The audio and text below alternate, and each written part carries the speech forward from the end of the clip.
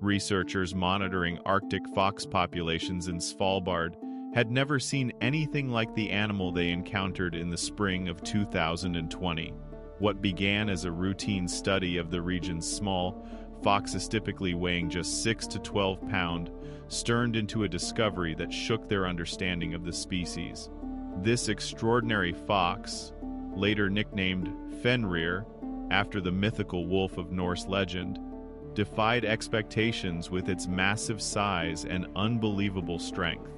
Early signs of the anomaly came when scientists noticed footprints far deeper and wider than any fox track they'd ever recorded.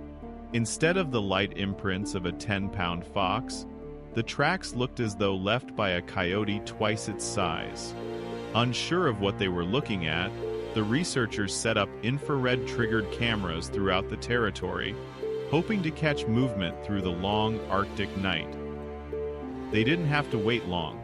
In one piece of footage, they saw a massive fox, its body sprawling, gait powerful, dragging something double its own size through the snow. It was vastly larger than any Arctic fox they'd seen, with broad shoulders and thick legs that hinted at raw power. Shaken, the team rushed back to their base to check the animal's measurements. When they finally captured Fenrir using humane trapping devices, the group was stunned.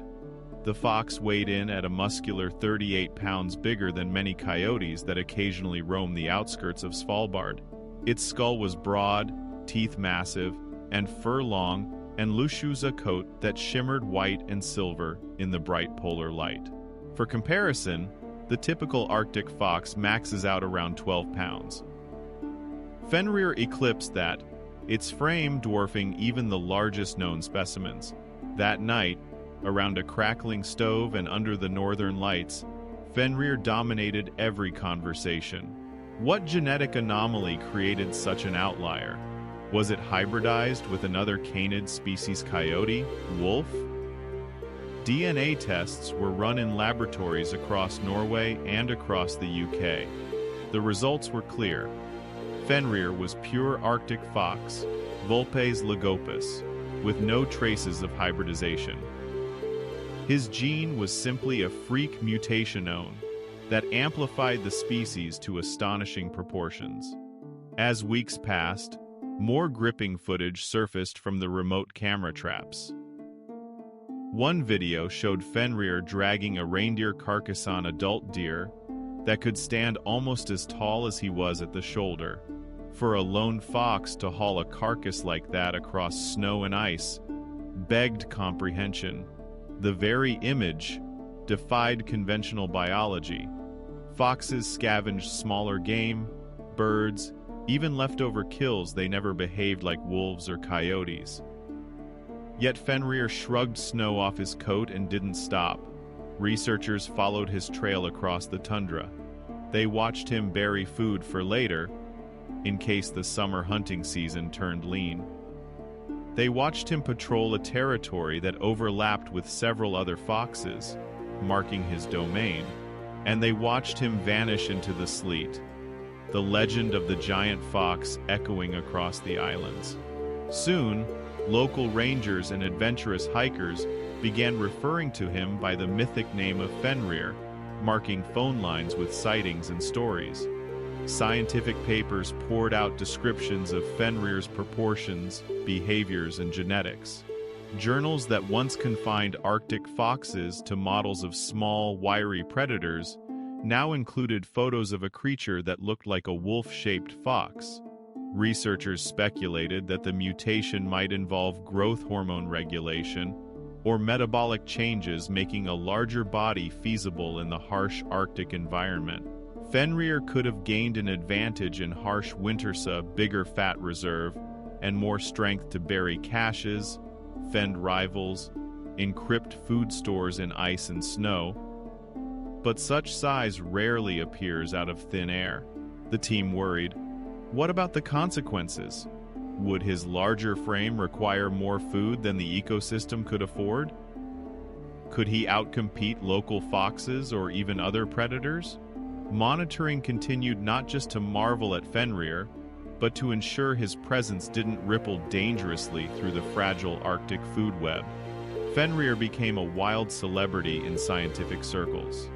He appeared in documentaries, wildlife blogs, even children's books as the Giant Fox of the North. Eco-tour companies arranged Arctic hikes with distant hopes of glimpsing him through borrowed bush binoculars beneath the midnight sun. But paradoxically, the researchers who knew him best remained protective of his solitude. By fall, Fenrir left the camera grid, venturing further into the wilder, unpopulated sector of Svalbard. Sightings grew rare. Maybe he found a permanent den or settled with a female fox. Scientists hoped for kits if he mated, but that remained uncertain. They feared the opposite, that such an extreme mutation might carry health issues or shorten his lifespan. But check-ins during the next summer indicated he was still thriving, still alone and majestic in the silent white world. Fenrir's legacy endures. His story pushed researchers to question their assumptions. Arctic foxes weren't limited to a fixed size or narrow behavioral range. His presence proved mutation could upend ecological norms and challenged conservationists to consider how to respond when nature surprises us. In a place so remote and unforgiving, a lone silver fox had captured the attention of the world. Now, discussions continue about what to do if more Fenrirs emerge. Could scientists ethically encourage genetic diversity?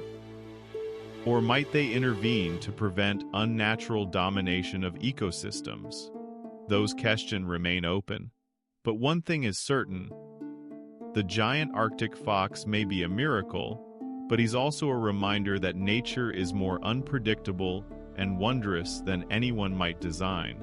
Recounting Fenrir's saga, researchers still shake their heads. A creature weighing 38 pounds, dragging reindeer bones across ice floes, living alone across the Arctic night — that's science fiction if it weren't real. And thanks to winter's odd gift, Fenrir blazed a path into our imagination and a permanent place in scientific lore.